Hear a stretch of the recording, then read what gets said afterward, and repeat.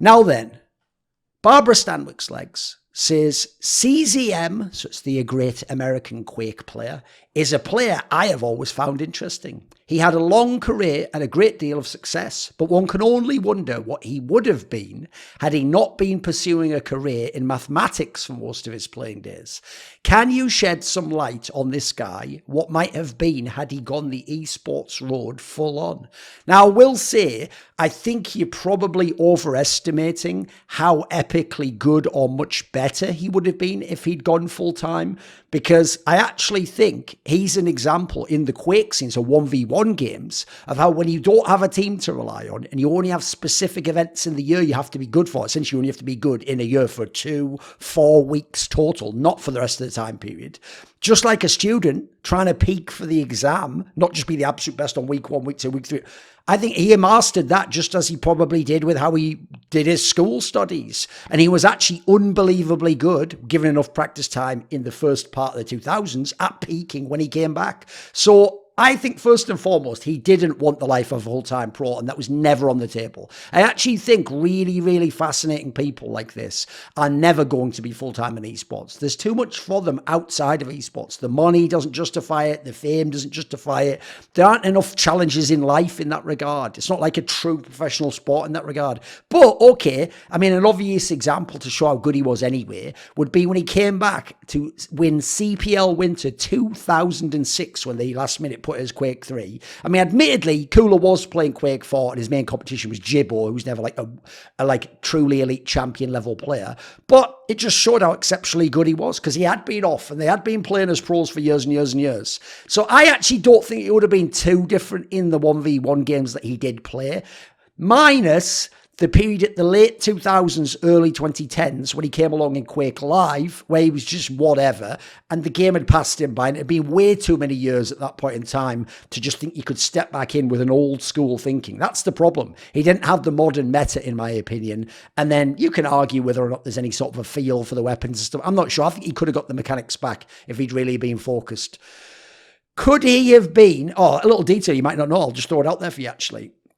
I know that CZM actually used to use a technique where for certain ones of these LANs, sadly this interview's gone from SK Gamers, so you can't find it now because they took the videos off the new version of the website. But basically he used to actually do what I think that Lotus guy did, who was at like ESWC 2003 with the Unreal Tournament 2003 game, which is he used to just like host a public server that anyone could connect to. And so when there was no one in NA playing, he'd just play Europeans, basically, or he'd go onto European servers and play them just to get the dual practice in. So again, he just had his own technique to being really good, didn't he? A lot of people did back then. People like Toxic played against medium level people and just ran game on them. People like Fatality brought in their own private practice partners that shadow boxed for them and aped other people, but then no one would know what he was doing because it was sort of like he kept it all in-house.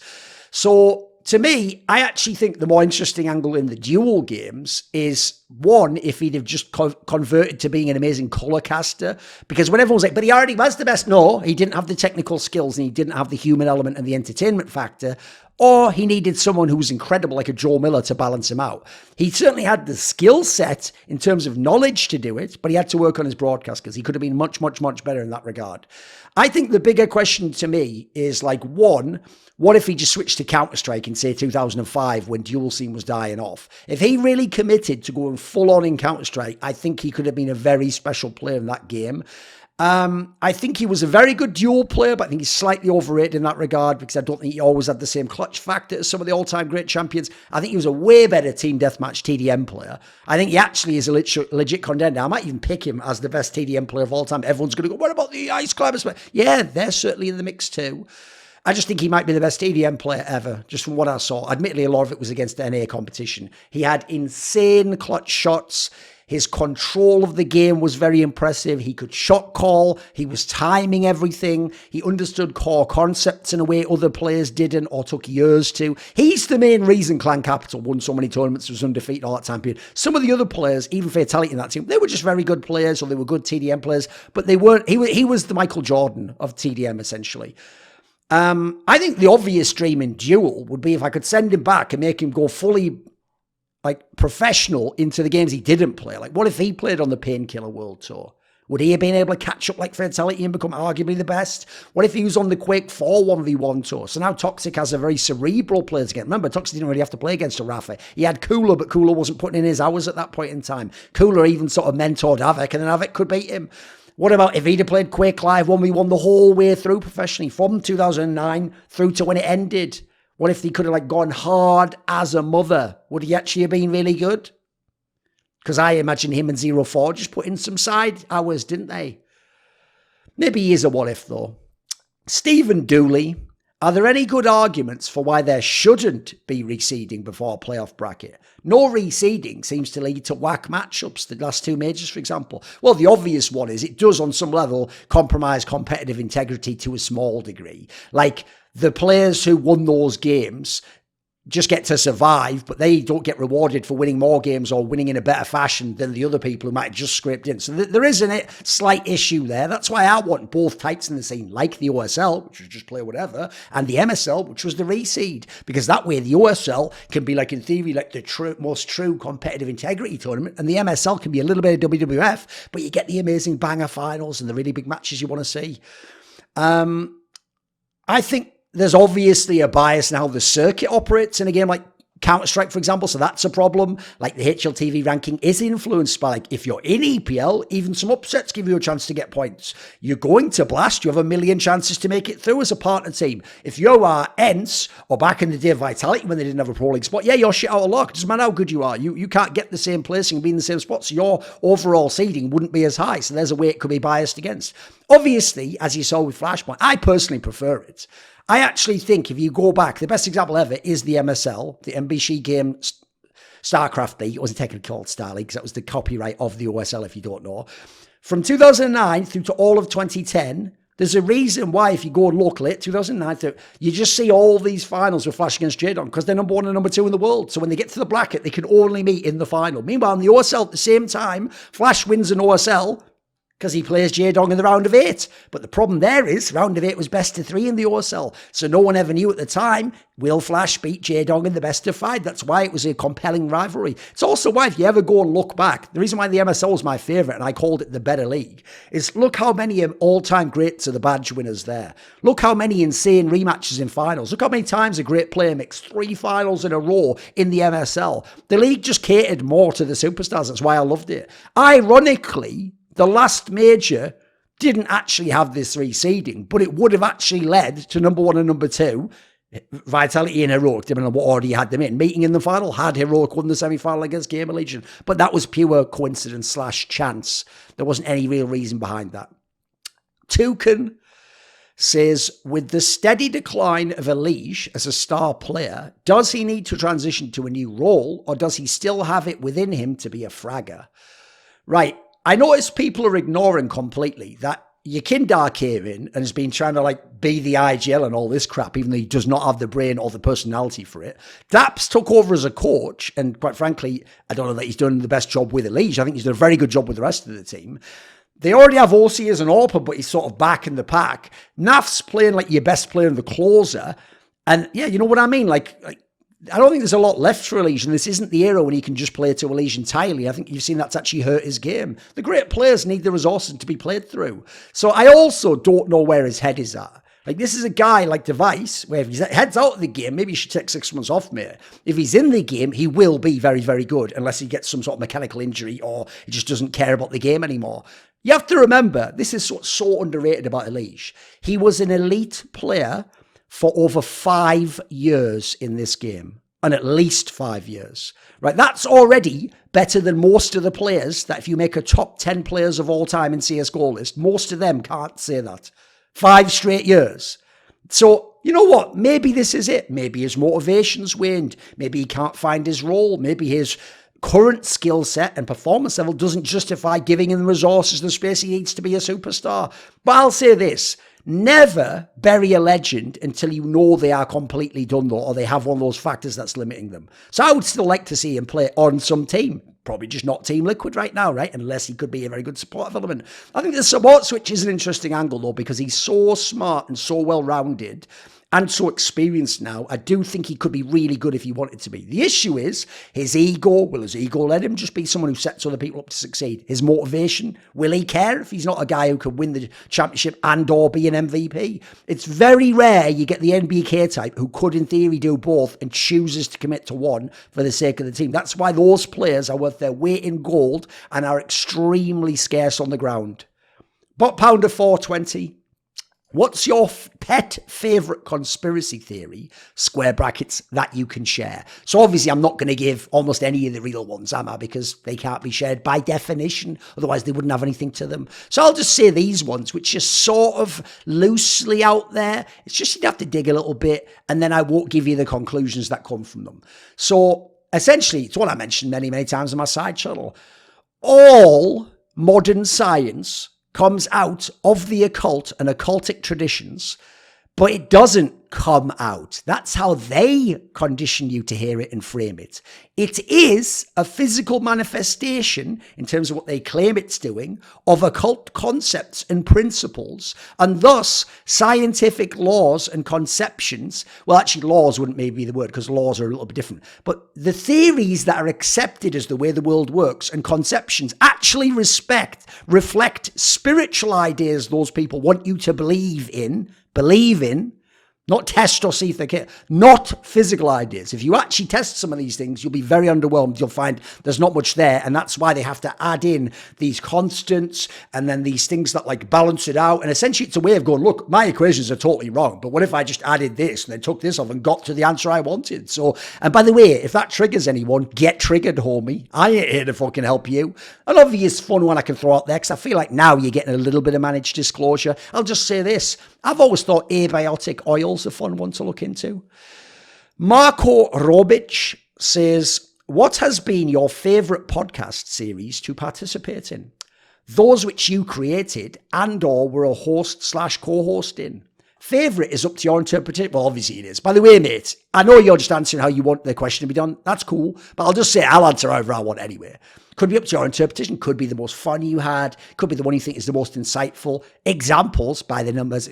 Right. First of all, Lol giving me examples of my own shows that I hosted and co-hosted. Like, yeah, I get it, mate. I've also got a pretty good memory. But okay. Most fun, probably say a hot take, point made. I think the way that I've designed that show means it almost has to be fun every single time. It's always going to be funny and entertaining. I think even the effect it's actually having on CSGO, generating these hot takes, but in a safer manner, even though idiots will never give you the safety, is actually been massively important. Like, I plan to expand that show into other games, and sometimes other games I'm not in, I'm going to let some people take it off from me and do it for my company. I think most insightful would either be Stratbook, because it's a type of an interview that normally I'm doing privately with people asking about things and then using that in my analysis. That's right. You pro players who go, you know nothing about what's going on. Sometimes your IGL or a way greater IGL already gave me some of their ticks that I thought about and went and looked at the demos, and they were right. And that's why I've been able to trip over and get all these great players and teams in history. The other obvious one would be Narrative Wake. The problem for you is going to be it's incredibly dry.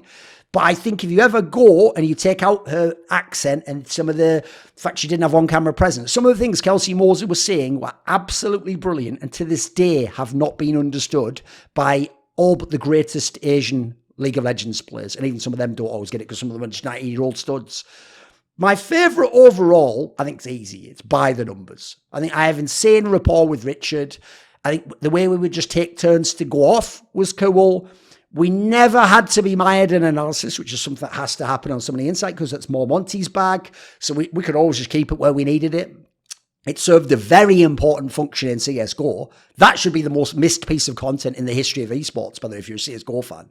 There are so many high-up industry people and millionaires that watched that show religiously. And as a result, we used that show to steer and influence the industry in ways we thought were important or that we wanted. Eddie Nahui says, Thorin, you're hosting a Quake Duel time travel LAN format in double a limb. Who are your top 16 Quake duelists and who do you think would take the whole thing? Right, very quick. I'm obviously going to do a video on this sort of soon. You didn't say what games. I'm assuming it's all Quake games. So we'll just go down the list. I'm going to have Lakerman, who was obviously a great Quake World and Quake 3 player. I think he was just a fabulous all-around talent, had a really great competitor's mindset. If people don't know, the reason he didn't keep competing is because he actually before he even ended his Quake 3 career, had become one of those very early 2000s monster cash game players. He didn't play in tournaments. You don't know him like Elke. No, he just played in cash games, and he was so shrewd, like I do with betting, where you don't just bet indiscriminately, you wait for your right moments. He would actually just find the tables and watch them and observe them before he played, and he would actually find the softest tables with the richest possible people at the highest stakes he could, and then just chew these motherfuckers up. And as a result, within something like 1 or 2 years, he had hundreds of thousands of dollars made, and he could essentially afford to just move to a private island sort of scenario, or just go and live wherever he wanted in the world. That's why you've never heard of him since. I would take Blue, who was a great, well, he was a talent in Quake 2. He was a fantastic early Quake 3 player, just one of the most mechanically gifted players I've ever seen in a game, and played off feel. Just seemed like he was fabulous. And if you remember the way he won that, like CPL Atomic Asia, where he just looked at Fatality's game, sort of solved it, and then beat him with some tactics, that blew everyone's mind. It's just, well, obviously wordplay there. It's just unfortunately, after that, he lost interest and he started just playing Counter-Strike for a year or two, thanks to people like BDS.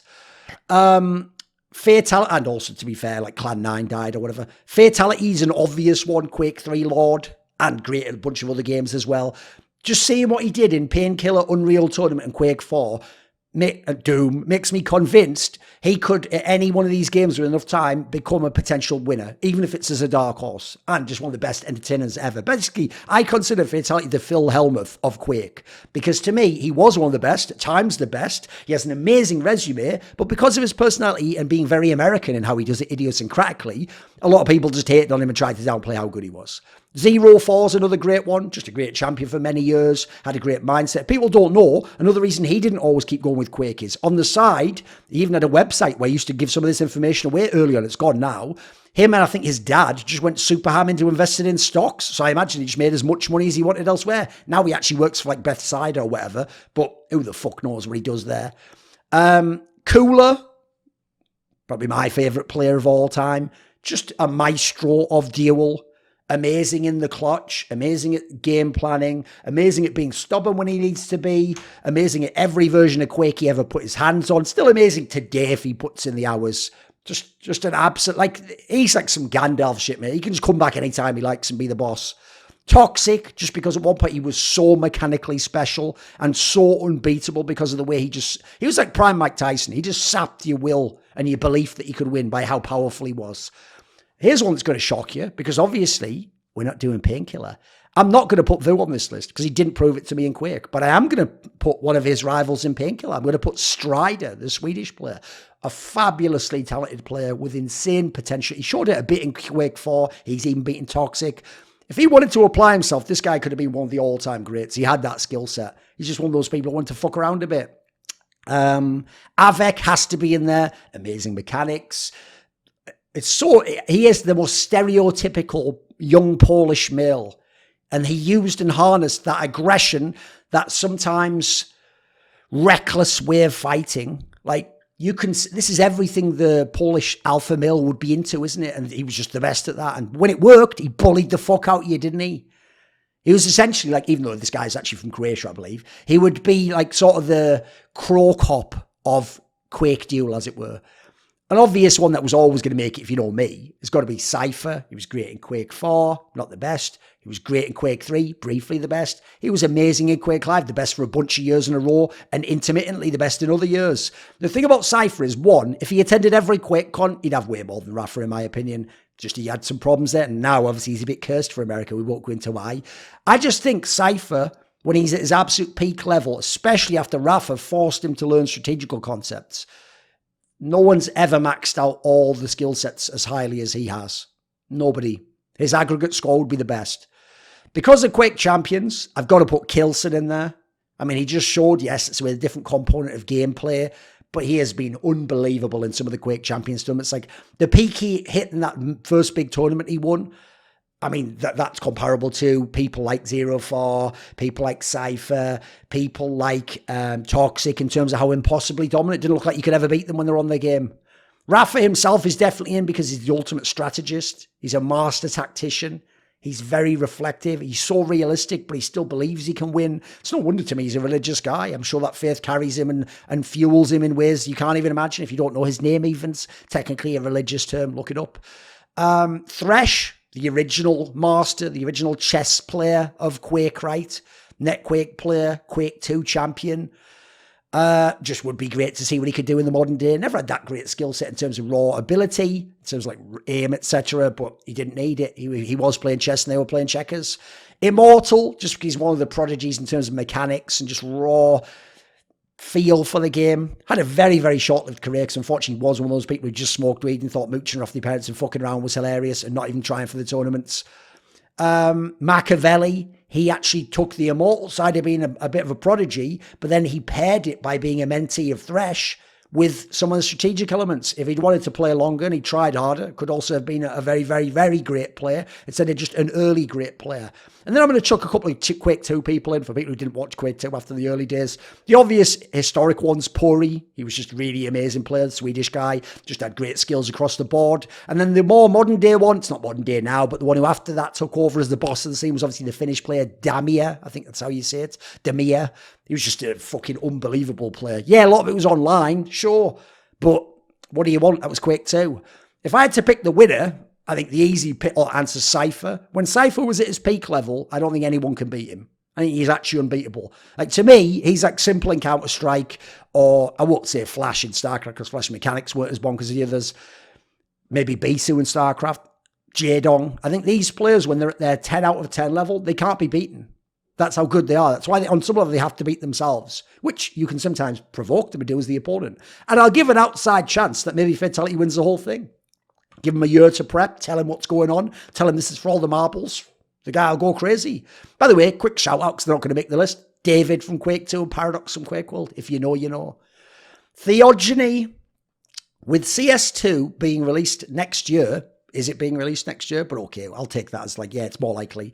How do you see the overall level of the scene being affected? Generally, with huge updates, even if a lot of the changes are cosmetic, it will take some time for people to adjust, right? How can it be a huge update if the changes are cosmetic? I think you've actually lost yourself on that point there. Which one is it? Is it a huge update or is it just cosmetic? If it's just cosmetic, it's not going to be a big difference. If it's a huge update, it could be an entirely different game, essentially. It will take some time for people to adjust. And with pundits like Richard Lewis saying there is already a low level of play, is this a cause for concern? A lot of the low level of play is how shit the Blast partner teams are, how stupidly seeded and formatted the majors are, and then also how bad a job orgs and GMs are doing now that they took over from players, even though players can be very stupid in their own way. I don't think it will actually change all that much, minus slightly who is the absolute best and who's just very good and who's just good and who's medium. Other than that, I don't think it'll have much effect. Like all these are great players from CSGO, I might come back. You will, but you won't, if you know what I mean. Like you might come back, but it'll be for streaming and a quick salary. You won't be the best. If you were going to be, you'd start playing now in CSGO. You're not going to be. That's nonsense. This isn't some like changing from Quake to Quake 3 and maybe you just come. No, and by the way, that almost never happens anyway. And you'll notice those are 1v1 games where you could take time out. Mr. Volt 16, you retweeted a quote some time ago that went along the lines of, it is foolish to assume that what causes people to act harmfully is stupidity instead of malice. This got me thinking, is it possible to assign a level of optimism/pessimism in terms of general philosophy to these two assumptions? In literal terms, I reckon both assumptions are simultaneously optimistic and pessimistic about humanity, and they only differ in that they over/underestimate different aspects of humanity. Am I answering my own question, or do you think there's more to that? Right, first of all, when you say that quote, it's because I'm taking like a famous like law of someone else, I can't remember, some journalist, where his whole thing was the opposite. You should always just assume it's stupidity and incompetence to cock up theory history. Not that it's ever any sort of, pay no attention to the man behind the curtain. Listen to us, he will tell you what to do. Now the problem here is, you tried to have your cake and eat it. You just tried to make it like they are both these things, and they are both like wrong in different ways by exaggerating. Then you never gave your perspective. You didn't put your skin in the game. You didn't put your cards on the table, but you want me to. Well, how are we going to have an honest discourse? How can I answer your question if you don't actually expand the question? Why do you think my questions include my opinions and my biases? Because that's how we're going to provoke an interesting discourse and exchange of ideas. You're going to know what I'm actually asking, not just some vague thing like, what do you think? So what I'll say is this. No, I actually think if you're honest, you quite clearly think it's mainly that it's stupidity instead of malice. You disagree with me and you're trying to sort of go, but what if actually maybe it's this? Do you think, and would you sort of agree with me and reflect my opinion? No. In my opinion, here's what it is. First of all, optimism, pessimism, I don't think is the lens to look at it through. Is it pessimistic to study and find out there's some horrific conspiracy elements that are killing and hurting people, potentially your loved ones? Is that pessimistic? Wouldn't that be optimistic if it allowed you to then free yourself or avoid those things or warn people that you care about or take precautions? Wouldn't that be an optimistic thing to do? Meanwhile, you might think it's optimistic. Say, they're probably just silly and stupid and it was just a mistake. But actually, if you then refuse to look into it and you just dismiss it and you think, it's not a big deal and, I'm sure everything's fine. In a way, isn't that incredibly pessimistic? Nothing could ever be more complicated than I could understand. I wouldn't ever need to look into it. I can invert your lenses completely. And the idea both apply at the same time. It's have your cake or eat it, mate. One of the two. So I would say no. I actually think, one, the idea it's just stupidity is actually not only born of ignorance, it is a justification for sustained ignorance. It tells you, pay no attention to the man behind the curtain. There is no man behind the curtain. Curtain? What curtain? You don't need to look into it. Probably just a fuck up. It's probably just the case that every super rich person fucks up constantly and does all these things where they just lose their money and get divorced and have to do all these silly things in the news that definitely aren't humiliation rituals or psyops. And do you know what? All those political people, they really are the best political people. And they're all just doing it all for money, even when they're linked in with people who don't need money. They make money, control money, and are more powerful / have more money than God. And themselves, when you look into it, seem to be controlled by other people. No. You don't need to look at any of that. It's all just for profit margin, like you plebs think. Or it's just bloody incompetence. What are they? They don't know what they're bloody doing, these idiots. Meanwhile, all their agendas constantly play out. They're getting what the people who pay them to do the job and enforce them doing the job want constantly. You can't fuck up that many times and get what you want. But you hear them say different words, so you think they fucked up, don't you? You don't understand people in the last 3 or 4 years. We're here to show you managed decline, but make you think it's because they're idiots, they're greedy, they have this backer, they're just fucking morons who do what they're doing, they just don't care about people. And what about this health service? That was what it was there for. That reaction that you did was one of the ones they wanted to get. So to me, the other one, the idea that actually look for malice, look for things behind it, that's open to the notion there's more than a level 1 surface interpretation of what's going on. It's not as simple as it appears. I think, it's a principle I've said many times, I don't think there is such a thing as coincidence. Beyond that example I gave earlier, you could have had number 1 and number 2 because that actually is randomized to some degree in the sense that there's the Buchholz formula or whatever nowadays, but that's the only thing. From random things, maybe you can just have chance things happen. It's just that outside of enforced randomness, which there's no such thing as a random number generator, in reality, there is no randomness, in my opinion. Everything is connected and everything has a reason and multiple reasons as to why it happens. It's up to you to do the hard work to find out why, if you so please. I'll just say this. The other reason why all of this is sort of moot as a discussion is I imagine you think you just live in the world. You know the extent of the world and the limits of the world and where you can go and where you can't. And you know that these are just people and you know that there's history and you've studied that history and it has lessons in it. And what happened there is why suddenly you have to do this now and believe this now and you can't believe that and you can't do that. I'll just say this, you live in Westworld. And spoiler, you ain't one of the humans. I've been pleasantly surprised during the time I've had my Patreon and my Patreon community, the Skrilluminati, by both the financial support they've provided and the moral support. And so this video was kindly supported and made possible by Starlust, Theo Buenzli, Ahmed Hadjou, Matt Pugnatio Rajcula, Torin, Jensen Goh, Animosity, Tobias Bernasconi, Bot Pounder 420, Yurka 86, Tosh, and as always, you know it, a special thanks goes out to my main man, Jerky's Minion. Would you like to ask a question in one of those AMAs where I tend to go pretty in depth? Sometimes they even spin out into their own videos. Do you want teasers to find out who the upcoming guests are for the myriad of interviews that I do across esports?